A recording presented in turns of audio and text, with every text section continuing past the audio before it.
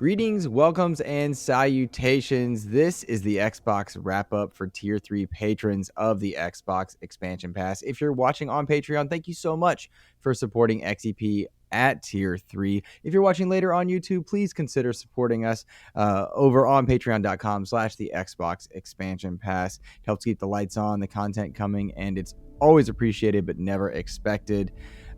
Logan, this is Xbox wrap-up 7 for September 2023. Pretty darn big month for Xbox, yeah? Yeah, this is probably the start of like the major season for gaming, but it's also like Xbox's like big bang outside of Halo Infinite, I guess, at this point. Yeah, this does seem to be like the biggest moment in the generation for Xbox, save for the launch of the system and Halo Infinite. We had so many conversations over the past year about how frustrating 2022 was for Xbox, because they did a great job with their live service games like Grounded and Sea of Thieves, but they struggled with Halo Infinite. It was all about, not having a real first-party release. And then you hit 2023, and we've had a lot of first-party releases, but that vary in quality and exclusivity, which changed the conversation. I would say that this window of time, a big game releases kicked off in August, given that Immortals of Aveum and Armored Core 6 came out, as well as Sea of Stars. Sea of Stars was, very late August. Yeah, but for Xbox, this is the second to last big first-party title, and I would argue the biggest kind of the generation, if I had to say so. Starfield is a big deal. It's out now. It's sitting at a Metacritic, last I checked, of 88, OpenCritic of 87. It might have bumped here and there, up or down a point or so. But one thing's for certain, in the early access period, a lot of people are playing this game. It was something like 200,000 concurrents on Steam, which means not Game Pass. Yeah, I was really surprised to see. And there's always going to be people out there that are like, oh, it's Baldur's Gate 3 was like pushing these numbers and they stayed consistent. Starfield's already dropping off, and it's like, bro, this is a Game Pass game. This is like most people are probably playing this on Game Pass. The fact that it's doing that well on Steam means that there's a huge PC community out there that love Bethesda titles that want to mod this thing. That's why they're buying it on PCs, because they want to be able to mod this, because that's what Bethesda games are. Yeah, big time, and it's impressive. I mean, I pulled up while we were talking. I pulled up Twitch's like live concurrence, and at the moment, Starfield's at 144,000 viewers. That's good, man. Oh yeah, for context, Call of Duty's at 37,000. Sea of Thieves is at 5,000. Cyberpunk has 363 viewers. You know what I mean? Like, the pools, hot tubs, and beaches are at 9.9 thousand. So we're doing better than the hot tubs. That's all that matters. Yeah, Diablo's at 4,000. So like, sometimes I think people put an overemphasis on just what concurrent viewers means, but if Baldur's Gate 3 is only at 37,000, Starfield's at 144,000. I don't think this actually matters, but if people are to use that barometer, there's clearly interest in Starfield, because you and I are recording this still during the early access period. Yeah, a lot of people want to know if this is something they should pick up. They're watching a lot of folks play it, and honestly, like, the playthrough that I'm playing is so far vastly different than what I've seen you play or heard you play with you and Joe's conversation. And I've been very surprised to see like a lot of folks going different paths and spending time in different places and doing different things. I've been very happy to see that this feels like Breath of the Wild did when Breath of the Wild first kicked up, because everyone like starts off in the same spot, but then everyone just kind of goes off and does their own thing. And I don't think I've seen anyone doing the exact same thing that I have. And it's been very cool to see, like, picking up on little tips and tricks on like social media or through Discord servers on ways to kind of like better your experience. And it's like those kind of like water cooler moments that you have with other folks that are like, oh cool, I didn't know you could do that, or oh finally I understand how that works. And that's been really fun to experience, and having so many people jump in just for early access. It's funny too, because I agree with you. This is not my kind of game, right? Like I think we've talked about that before. This is Skyrim, Morrowind, even Cyberpunk 2077, The Witcher. Those are not my kind of games. On occasion, I do get pulled in. The Witcher was a great step towards teaching me that I could enjoy a vast open RPG. I really did enjoy Cyberpunk once it had kind of its patches. I really love that game. I've booted up Starfield with trepidation because we got a code provided to XEP a couple hours before early access. You took that one because this is your kind of game, so I waited for my premium upgrade, not feeling the need to jump right in, right? Yeah. And so I've had a very relaxed entry point to a game that struggles to onboard, and I found something really special in Starfield, and I'm really enjoying it. And I didn't expect to. Yeah, I did not expect to. Like, this isn't my kind of game, right? Yeah. Man, I tell you what, the onboarding for this has a lot of assumptions that you've played Bethesda games in the past. It's like, I think the only other game that has, and I knew it was coming because I've been playing Fallout 76. The only other game I can think of beyond Bethesda that puts jump on Y is Zelda.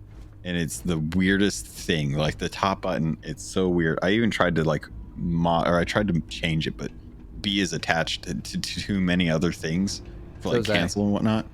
Yeah. So I was like, all right, well, I guess I'll just have to figure it out and use like an elite controller and use one of my paddles as jump. But yeah, they still haven't really gotten how to onboard people into their type of RPG.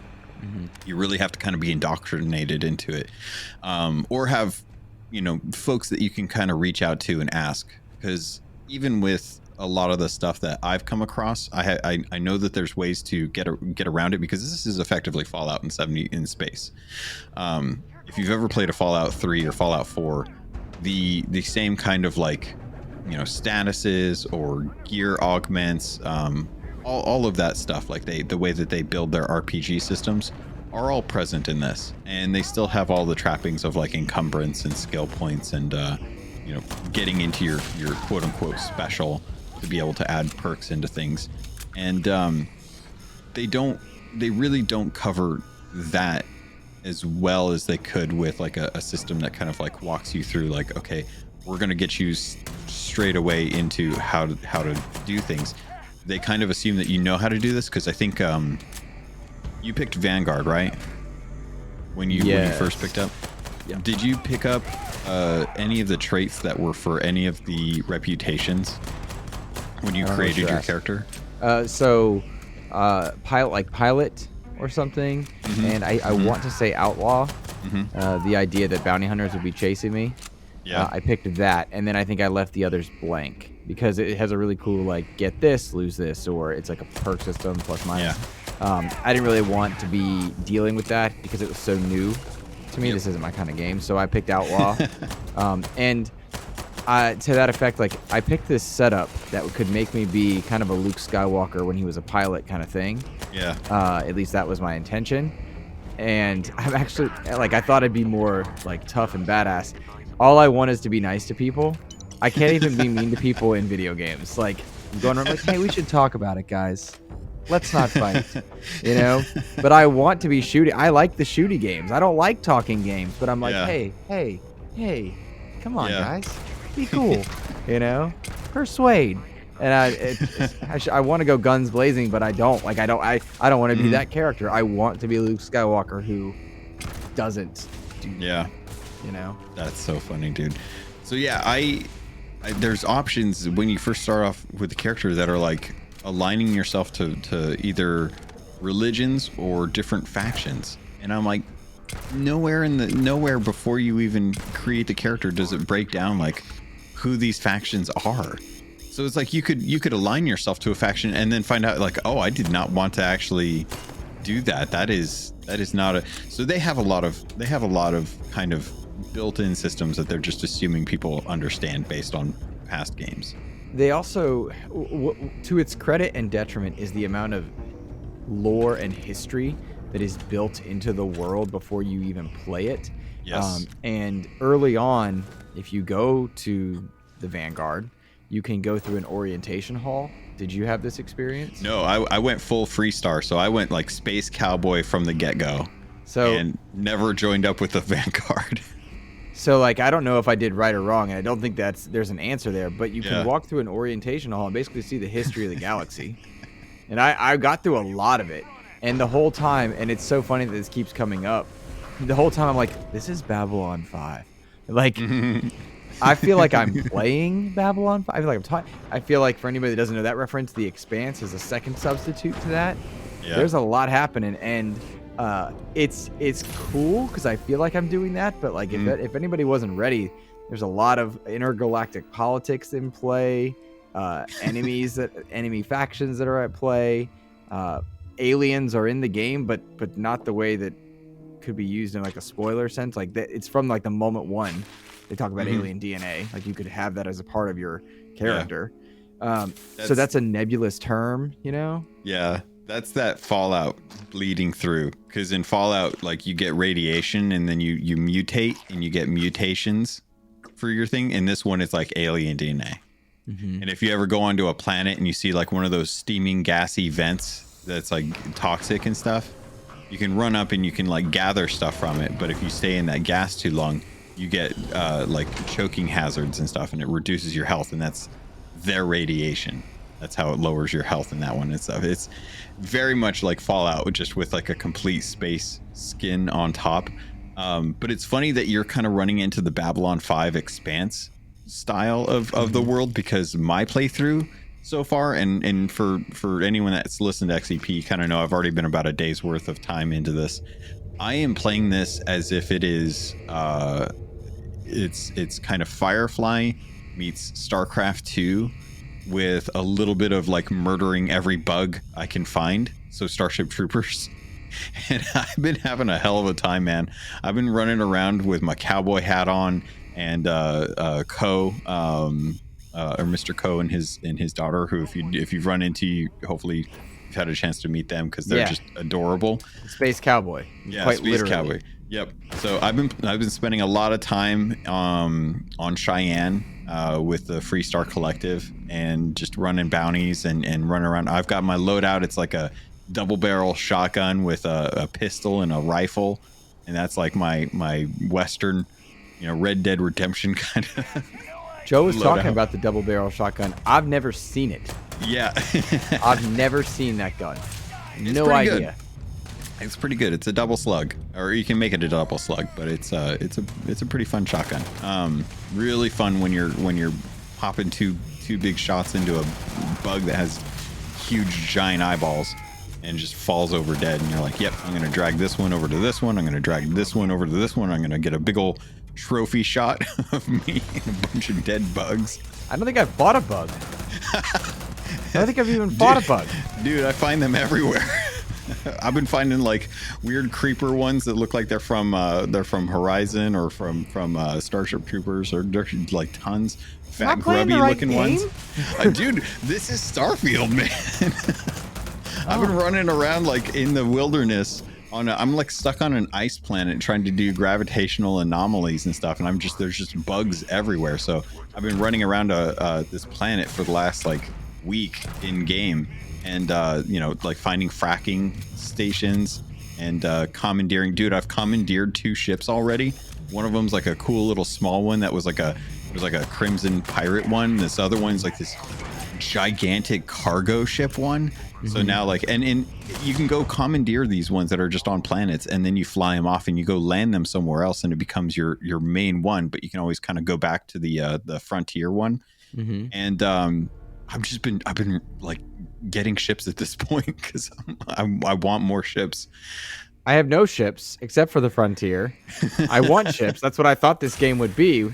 And I'm running around talking to people and like beating up one type of alien, or shooting one type of alien. Which, side note, that type of alien, a clear homage to Alien. And oh, really? Very much so. Yes, cool. I'm playing a survival horror game half the time. I haven't run into this at all. What? What? I haven't seen any xenomorphs at all. Dude, they're called terramorphs in this game, and that's all I'm fighting. Oh my you haven't fought a single terramorph yet? That's my whole thing. Mine are these like giant fly things or these big grub things. I haven't seen any xenomorphs at all. What game are we playing? Like, yours sounds more fun. I'm like, guys, it's cool. Let's just relax.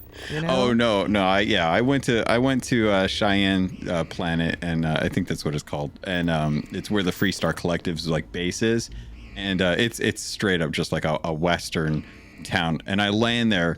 I had accidentally picked up contraband, so when I got into orbit, they threw me in jail. I had to pay a fine, and then I wander out, and then I help negotiate a bank robbery from a Shaw clan that's like out there in the middle of nowhere. I did that one, but I talked them all down. Oh, nice. I didn't shoot any of them. I didn't shoot any of them. I went in with the double barrel shotgun. I popped the guys that were killing the hostiles, and then I gunned down the rest of them with my partner. Man, I can't do it because I'm like, no, if there's a chance for them to live, I want them to live. Oh my gosh. This is crazy. This is crazy. Just for clarity too, I went and helped like the stretch, which is like kind of like the low area or the poverty area who are like struggling to survive. I went and like collected credits from all the big people and helped to like get stuff. So I'm not just out there murdering people for the sake of murdering people. I'm helping the other people too. I still don't know what you're talking about. Still, like, what are you talking about? There are so many missions. I spent so long on Freestar just doing side missions, and it was to a point where I was like, okay, I really probably should focus on getting like a few more of the actual artifacts and stuff like that, because the whole main quest is like just go find artifacts and bring them back to your little home on like where the lounge is, or I think that's what it's called, and that's been a lot of fun, but. Honestly, dude, I've had more fun kind of like walking through towns and picking up on like side conversations. Because if you walk by someone and they have like a side conversation, a little thing will pop up and they'll be like, oh yeah, go talk to this person. And I'm like, that's a quest? Yeah. I was just eavesdropping. So I've been getting those, but I've been actively like, no, I keep hearing do the main story. Then you can go back and do all this stuff. And it's more fun that way. Because I'm ready to be a space pirate and go out doing all this. Like, I'm ready for all that, but I kind of want some of these characters out of the way. Yeah. I can understand that, because if you do some of the main quests, then you'll get the benefit of kind of progressing forward. And there's definitely been some times where like I've been messing around with the ship building a little bit, which is not intuitive. I haven't even touched the outpost stuff yet. But there's like definitely points where I'm like, okay, I need a lot of credits to start like buying and upgrading ship stuff. And with that, it's like I still haven't really found a way to like find like those cargo points where you can kind of stash contraband. So I've found like stolen arts and stuff like that. Like I've gone to structures or like space pirate places and found like contraband. Which is really cool. Like, dude, I did a mission where I went and I actually like gunned down a whole bunch of pirates that were in a floating casino, and I hacked into the casino system and got a ton of credits. From like I found the code to get into the lottery system, and I cracked it open and got all of the credits out of that. But then I also picked up contraband, which I didn't understand what it was because it didn't explain it. And if it did, then I hit through the menu too fast to really pay attention, and that's how I got arrested. But yeah, we are playing such different games. Like none of these experiences that you're having have I had. Yeah, it's been really fun, and that's kind of what like Breath of the Wild was like when it first came out. Like everyone had like a different story to tell. That's crazy. I have found the gunplay to be really fun. But I've struggled to find ammo. Have you found that same issue? Yes. 7.77 millimeter seems to be like the thing that everyone carries, like Eclipse, Crimson. Everyone's carrying the stupid Grendels. I need 50 cal for my pistol because it's like it really is like a revolver, but it's like a Magnum. The thing just like one shots guys. It's amazing. I absolutely love it. It's like a Lawbringer or something crazy. And I've been going to, so there's like little terminals, little yellow terminals that are the trade faction at every like little town. And you can go there, but you can also talk to like the vendors as well and buy ammo there. So I've like written down the list of like the type of ammo for like the 4 guns that I use. And I will go and I will sell all of the other ammo that I have to get credits, and I will just buy stock for the 4 types of ammo that I use. And I keep one pistol that is that uses a because it was like a legendary pistol I found on the first mission in the tutorial, and it uses 7.77 millimeter. So I use that as like my main pistol because that is like the ammo that I come across the most. So my recommendation would be, anytime you're done with a mission, go back to a town, find one of those little kiosks. They're usually next to like a pay off your bounty kiosk, but it's just never like had to go to one of those. Yeah, no, I didn't think about it until I saw something on social media, but there's 100% like these little yellow kiosks, and it just looks like a really thin, skinny arcade cabinet. Okay. And they're in and around like the docking stations. You can go there, you can sell all your junk.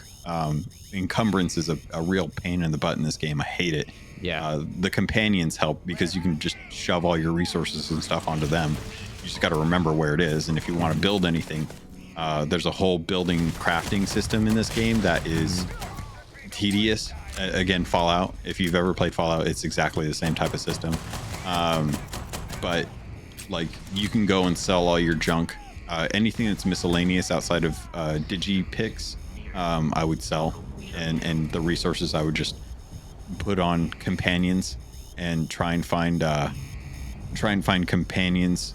Try and get like a bigger ship so you can have a bigger crew, so you can stuff resources into the companions, and that tends to help out, because otherwise you got to build your ship with more cargo spots, and that's going to slow your ship down and make it, you're going to have to upgrade your engines if you want to have any kind of like major kind of like what's it called, maneuverability for dogfights.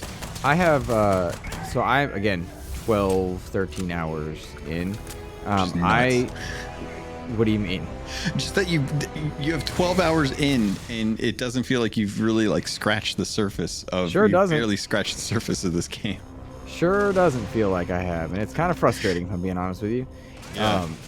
But I think it's just kind of the path that I'm on. But I want to do more with my ship. I've had almost no discussion with any character about how to upgrade or change. I did do some minor upgrades, but it was just me guessing because there was no real instruction on how to do it. I want a more combat starfighter style ship, and I'm still in the frontier, and most of my combat has been on the ground, I should say, not in space. Yeah. And I remember thinking, because again, this isn't my kind of game. I remember thinking before I started, I was like, do I just want to play Everspace? Because I've not gotten to play Everspace yet. And I want more space combat in Starfield. Yeah. Which is kind of a funny thing to be running into, Yeah. Yeah, this game really odd when it comes to not being on a planet, because and I've talked to other people about this, because there's a weird little animation to get in and out of your cockpit, and I'm like, why don't they just let me get into my cockpit? And they're like, well, it'd be about the same amount of time. And I'm like, yeah, but I lose the agency. And I'm like, yeah, I can understand that, but there's the number of load screens going into this is odd, and I've heard the rationale too, because it's so fast on the memory. It's like, yeah, but it would have taken you the same amount of time to actually do it as opposed to just the load screen. But then I would have felt like I'm the one doing it, Yeah, and that's I think the rub is we want to. It's like with most games, I always want to be the person that hits the big button on the gun that shoots the planet. and to take that away and make it a cutscene. In this case, it's a load screen. I don't get to walk into my ship. I gotta load into my ship. Is the point where I'm like, it's a bummer, because there's a lot of those moments, even in elevators.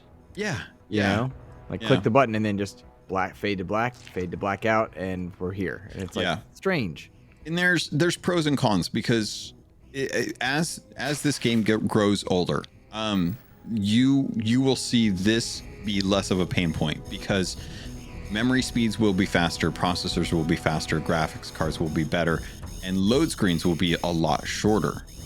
The thing with like God of War is, if you go play that game, it doesn't matter if you're playing on a PS4 or PS5, you will squeeze through that rock crevice the same speed as you always do, because it is a built-in load screen, and it's masked by the animation.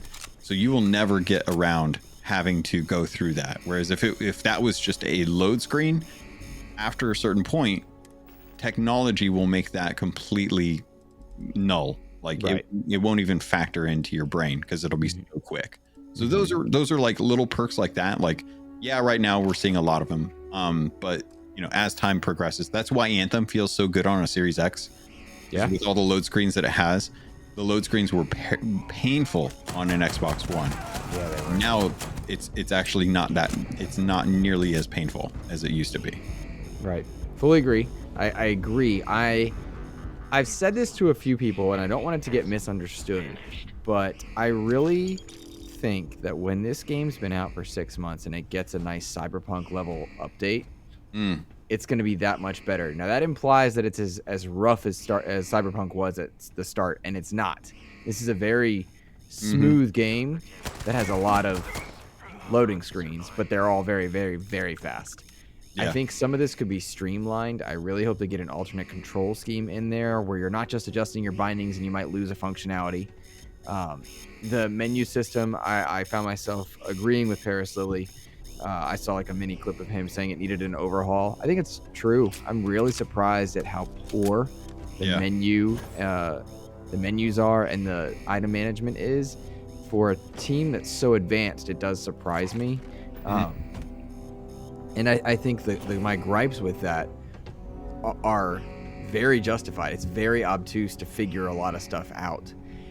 What's interesting to me is how some people are factoring this to be a major knock against the game, and others are seemingly like I acknowledge it, but I'm not so bothered that it's keeping me. You and I talked very briefly. Well, we didn't really. We just kind of shot messages real quick about where we think the game is. Yeah. I'm thinking upper 80s. I actually fall right in line with its current Metacritic score. Like 88, right in there is perfect for where I think this game is. I think it's one update away from being a 90 plus, and that would deal with menu optimization and kind of inventory management. I do think the game needs 60 frames, but I don't even notice it at 30 frames. It was jarring at first, but now it has not bothered me at all. I don't even notice it. I play a lot of it in third person, some of it in first person. When I was talking to Joe, I was in first person. Then today I've been all in third person. Yeah. And I'm not bothered to go back and forth, which is just my growth with the game. It's just interesting to see what's bothering people and what they're liking. What do you think? Yeah, no, I'm kind of with you on that. I swap between third and first, but most of the time I've been in first person.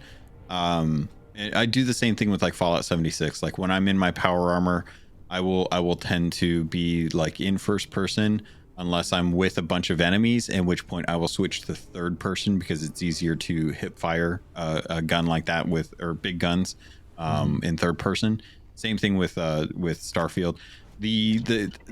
I noticed I was railing against the load screens and the onboarding for Starfield and the frames when I first started playing.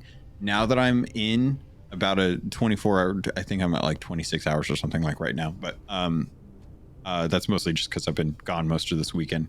But with the way the systems are now, and with getting to kind of do things on my own pace and kind of play around with stuff, I'm definitely still at like the 86 level that I'm at, or when we were talking like back after the post showcase and stuff. Like this is a solid 8 for me, and I really do think that it does have a lot of trappings that are still ingrained so heavily in things like Fallout and Elder Scrolls that will get fixed, but it may not be Bethesda doing it. Console and PC are going to have console's going to have approved mods, but PC already has like folks building mods to fix the UI, to fix like the notifications for stuff. Like when you kill something, the XP pops up right in the middle of your screen.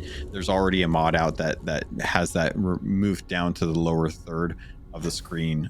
Same thing with like your level ups and discovering a location and things like that. So people will most definitely mod this game, and they will find ways to improve the systems. The whole inventory management thing, the only gripe that I have with it right now is something that was a big quality of life fix for Fallout 76. So when you go and like loot, you kill like a whole bunch of people, you go to loot them, you have to go to each one and you have to loot each individual one.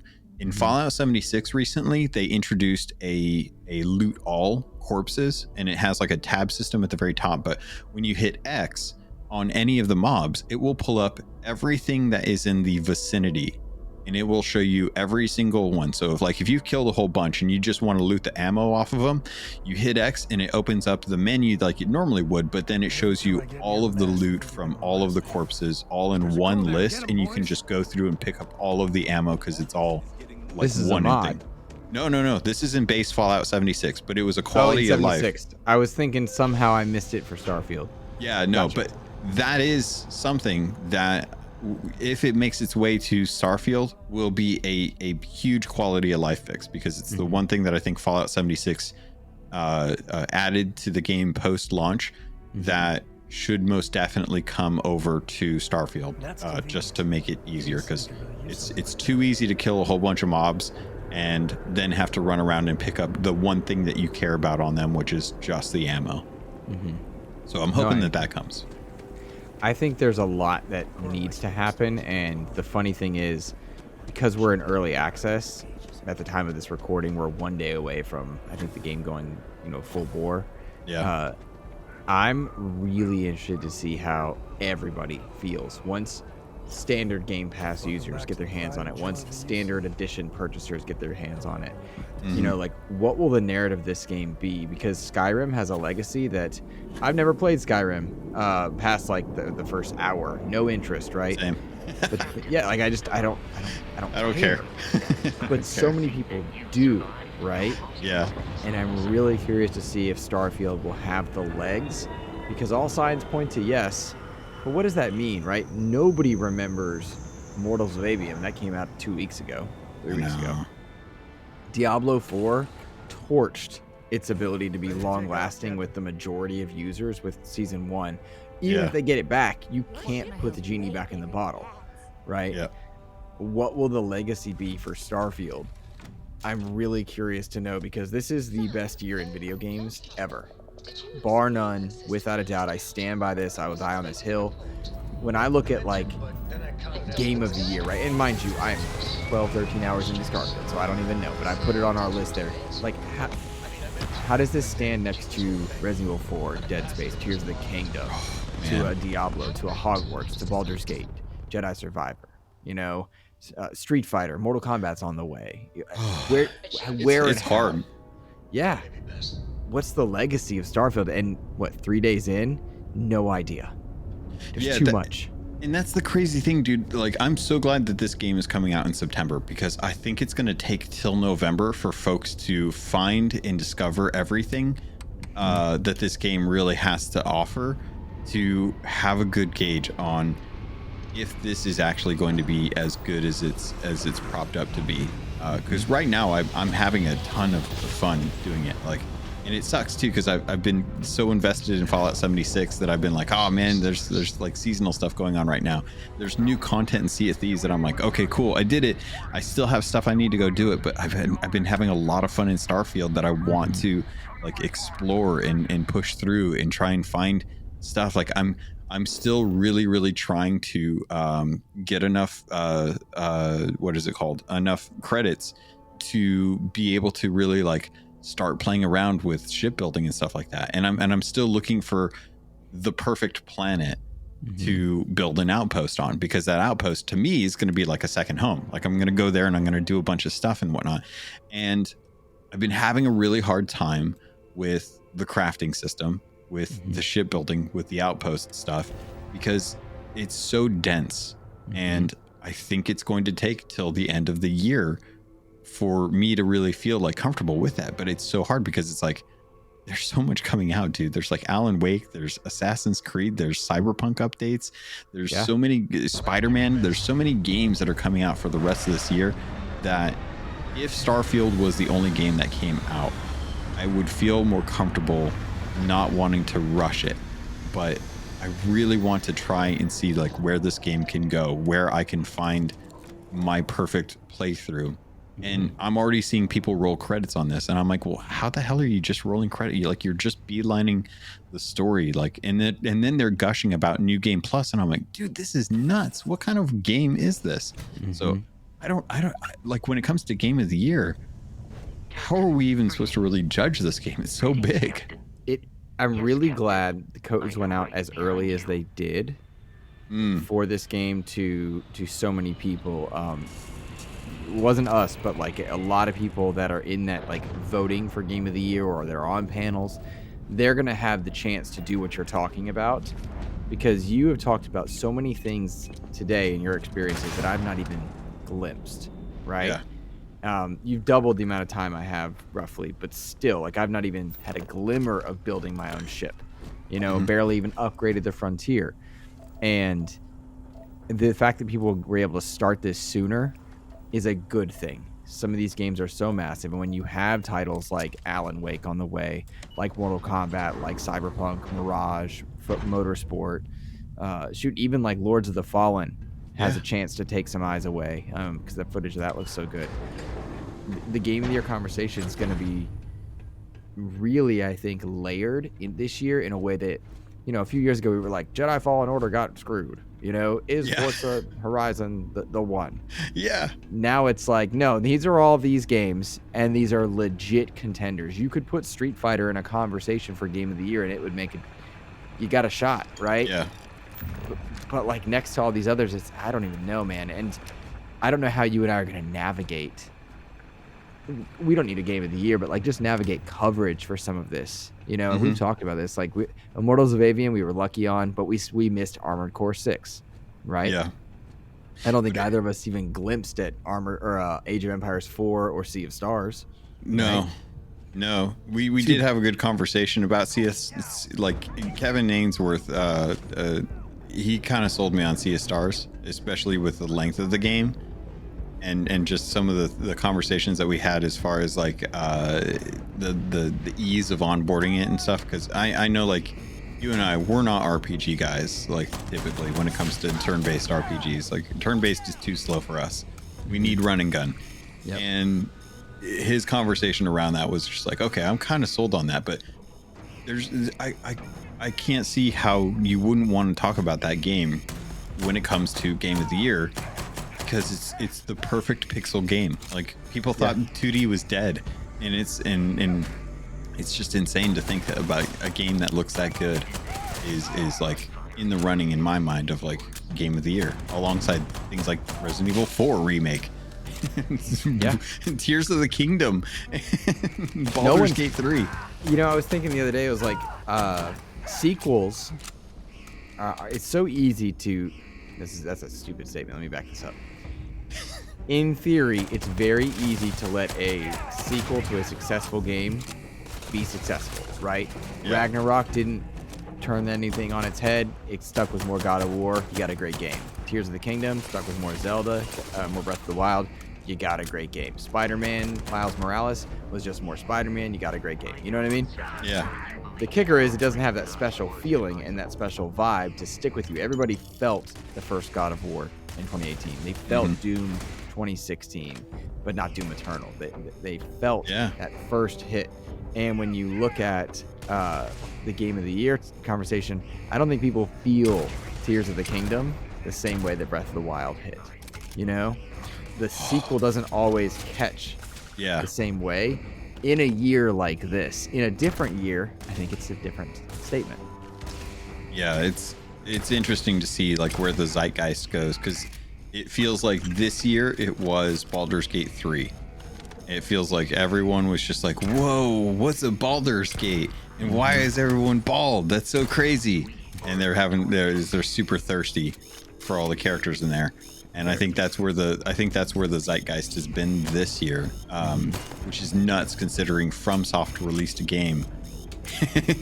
All of the Elder Scrolls fans, or not Elder Scrolls, what was it called? Elden Ring. Elden Ring fans were all just like, oh, I can't wait for Arbor Core 6. It's going to be so cool. It's going to be fantastic. I'm going to love it. It'll go parry stuff. And it's just, it's not the same for them. Yeah. It's just crazy. It's been absolutely nuts to watch where stuff has gone. And then you take games like Redfall, and you're like, man, I really wish Redfall had 2 more years to run. Because I think if they had 2 more years, they could have done early access on Xbox, and I think it would have been a perfect opportunity for them to do that. But I feel if like they had done early access in October, I'm sorry to cut you off, but if they'd done early access October, Starfield September, Forza November, dude, that would have been solid. Really, really cool. It deserves to be a Halloween game, and it really should have been, in my opinion. That's why I was so confused when they were like, oh yeah, it's coming out summer 2022. I'm like, no, why summer? No, this is vampires. Put it in October. I've heard 2 things regarding Redfall. Here's your Patreon tier 3 exclusive. The game's not dead, which is surprising. Like, there are people that are genuinely working on it, but it's a different group of people. Not all the same, not all of them, but like they brought in some people left to go work on more arcane style projects. Yeah. And the people that are there now want to be there fixing it. I don't know if that's true. That is what I heard. I'm not a leaker, but it was interesting to hear because when you play Redfall, there is something there. Oh yeah. There's something that's like, the world is cool. I do want more of this, but I'd like it to be cleaner. You know? Yeah. Well, dude, that's like and this will be the patron exclusive from my part of it. That's exactly how Grounded came about. Obsidian, huge RPG company, all former employees of Bethesda. You know, they wanted to make a space Fallout. They wanted to go make a space Skyrim, and they're like, you know, we don't want to wait around to do it Todd Howard's way. We want to do it our way. So they went off. They broke off. They created Obsidian, and then they started working on Outer Worlds. And one of the teams that was at Obsidian was like, hey, we had an idea. We wanted to make this. And they're like, okay, we'll give you a few, you get 6 people, go make your game. And they went and they made Grounded. And then Grounded, it was a really good idea. They had a lot of like a good foundation for what they wanted. They didn't have the license for Honey, I Shrunk the Kids, so they came up with their own, and they came up with their own story. But thanks to early access, the people that are working on Grounded are the people that want to be working on Grounded. And because they're under Microsoft, they have the freedom and support to be able to do that. And you're never going to get a second chance at launching a game unless you get really lucky. But there has to be a lot of goodwill for the studio to be able to do that.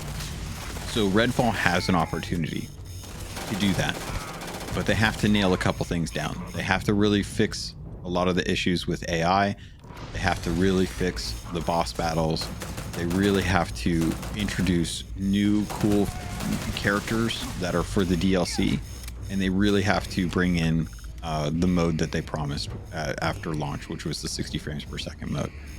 If they can do that and kind of fix with like some of the progression issues that I've had, I think that game has a huge opportunity to launch a second time and get a really positive groundswell of support for them, because I think everyone still really loves Arcane. I don't think anyone's lost love for them. I think they just want a new Prey game, really. Right. It's hard when a team deviates so far off the beaten path of what they're known for, because if you nail it, Bend Studios or Insomniac, all right, cool, you did it. if you miss, you get redfall. And people are like, "Whoa, what are you doing? What's happening? So, Why? Just do the thing. Just do the thing that you always do. Yeah, make more of what we want. That's the truck, or that's the trouble there. Yeah. In short, though, to loop back to Starfield, I love this game. I didn't expect to love this game. Really glad that I love this game. I feel like this is a nice win for Xbox. I really love that it triggered a few people that had to choose their pronouns. Did you see that video? Oh man, That was the funniest thing. That guy's so stupid. This is why you need and I said this on Twitter to a friend. This is why anytime you have a character created that's going to have pronouns, you have to have a Wang slider in there so that all the small Wang people out there feel like they're represented as well. So that when they can skip over the pronoun stuff, at least they can move the Wang slider all the way to the left for the smallest. Wasn't ready for that statement, but there you go. This is for the paid content. There you go. Yep, that's paywall for everybody. All right, so Starfield, do you think you're going to be playing it once Alan Wake or Mirage, or like what's your next game, and do you think it'll kick you off? Like, will Cyberpunk kick you off? Cyberpunk's probably going to take me off, but I think Starfield is going to be it until the end of September for me. There's a lot of really good games that I might dip my toe into, but I genuinely want to explore a lot of the outpost building, the space building. Like I've got ships in my mind that I want to create, and I don't have the credits to be able to do that, and I want to be able to do that. I also want to really explore a lot of the relationships with some of the characters and stuff, because I absolutely love the co-family storyline. I absolutely love Sissy Jones's character. She's hilarious. I think Starfield needs more levity in it as well too. It needs more comedy. So I'm looking for those characters as well too. But I'm the other way. I want darker and more horror. I'm liking the horror because I'm playing a horror game basically right now. It's so crazy, like, dude. I want more of it. I haven't run into any of that.